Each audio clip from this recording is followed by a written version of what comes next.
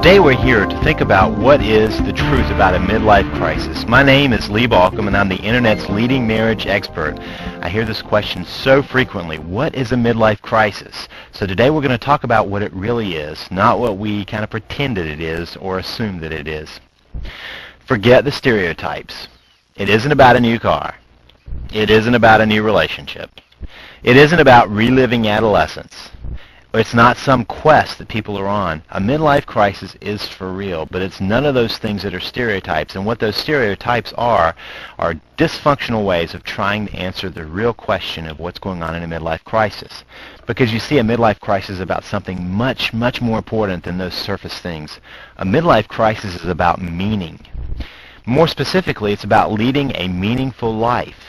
It's one with purpose and enjoyment. You see, lots of times we get to midlife when we suddenly realize that we've only got half a life left. We've already lived this life and we're suddenly going, what have I done? Where have I gone? Have I accomplished what I wanted to? And most of us realize that we've just stumbled through the doors that open in front of us instead of picking a direction that would be meaningful to us, and suddenly we find ourselves in the midst of a crisis.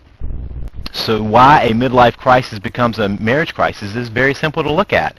Because everything is up for grabs when someone is having a midlife crisis. Everything is up for grabs. And it's a very confusing time and a feeling because you're trying to figure out who you're going to be and what you want to be about. Equilibrium seems to be impossible to find, both for the person who's going through the crisis and for their spouse, because everything is turned upside down.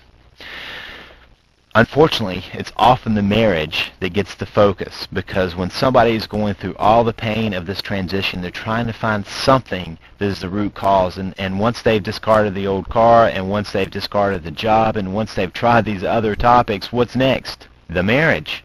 That's what's the constant. So they start thinking, maybe this isn't where I need to be. Unfortunately, they're incorrect about that too. So if you want to learn more about how to save your marriage, even if it's in the midst of a midlife marriage crisis, in fact, I have an audio that's available if you go now to www.savethemarriage.com.